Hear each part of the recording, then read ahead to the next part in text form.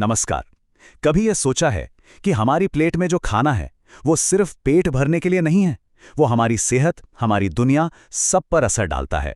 तो आज चलिए इसी रोमांचक सफर पर निकलते हैं और समझते हैं कि कैसे थोड़ा ध्यान से खाना चुनकर हम अपनी जिंदगी को और बेहतर बना सकते हैं। तैयार हैं? चलिए शुरू करते हैं। तो ये कहानी शुरू होती है मेदू और मिष्टी से। ये भी हम सब की तरह ही दो स्टूडेंट्स हैं जो एक दिन अपने स्कूल के नोटिस बोर्ड पर कुछ ऐसा देखते हैं जो उन्हें सोचने पर मजबूर कर देता है, और बस वहीं से खाने को लेकर उनकी ये जासूसी शुरू हो जाती है।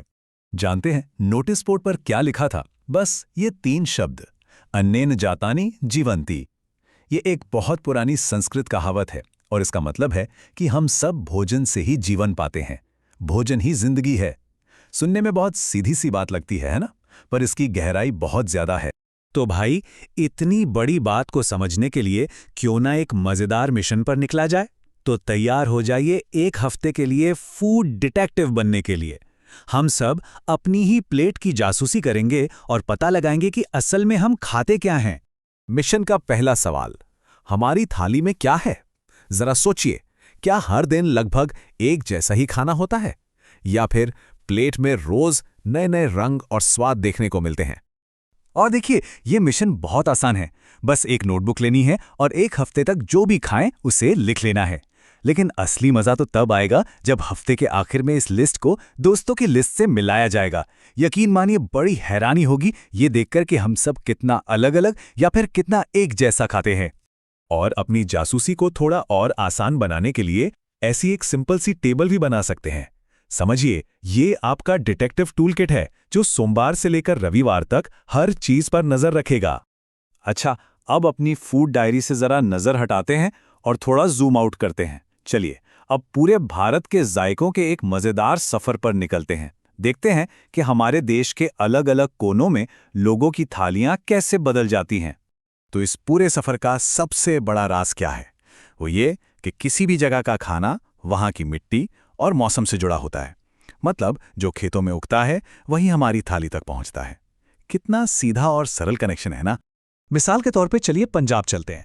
वहां के खेतों में मक्का और गेहूं खूब होता है। तो फिर थाली में क्या दिखेगा? बिल्कुल, गर्मा गर्म मक्की दी रोटी और सरसोंदा साग। कनेक्शन बिल्कुल साफ है। अब यहां से सीधे चलते हैं दक्षिण भारत की ओर। कर्नाटक में चावल, रागी और नारियल की पैदावार ज्यादा है, और इसी वजह से वहां की थालियों में सॉफ्ट इडली, क्रिस्पी डोसे और बहुत ही हेल्दी रागी मुड्डे मिलते हैं। मतलब जैसा देश वैसा भेष। और हमारा आखिरी पड़ाव है खूबसूरत नॉर्थ ईस्ट का राज्य मणिपुर। यहाँ चावल और बांस, हाँ बांस, भोजन का एक जरूरी हिस्सा है। इसी से बनती हैं इरोम्बा और उत्ती जैसी अनोखी डिशेस। तो देखा, पंजाब से मणिपुर तक हर थाली की अपनी एक कहानी है। आपके इलाके की क्या कहानी है? ठीक है, तो हमने ये तो देख लिया कि लोग क्या क्या खाते हैं, पर अब सवाल ये है कि ये सब इतना जरूरी क्यों है? अब हम अपने खाने के अंदर झांकेंगे और उसके पीछे का जो साइंस है, जिसे न्यूट्रिशन कहते हैं, उसके रहस्यों को समझेंगे। तो ये पोषक तत्व यानी कि न्यूट्रिएंट्स आखिर हैं क्या चीज? इन्हें अपने शरीर के सुपर हीरोज समझिए। यही हैं जो हमें खेलने कूदने की एनर्जी देते हैं, हमारी ग्रोथ में मदद करते हैं, और हाँ, बीमारियों वाले विलेन से लड़ने की ताकत भी देते हैं। इन सुपर हीरोज की ना 3 मेन टीमें हैं।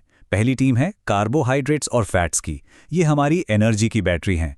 दूसरी टीम है प्रोटीन की, जो हमारे शरीर को बनाती है, बिल्कुल जैसे ईंटों से घर बनता है। और तीसरी टीम है विटामिन्स और मिनरल्स की, जो हमारे बॉडीगार्ड्स हैं, हमें बीमार होने से बचाते हैं।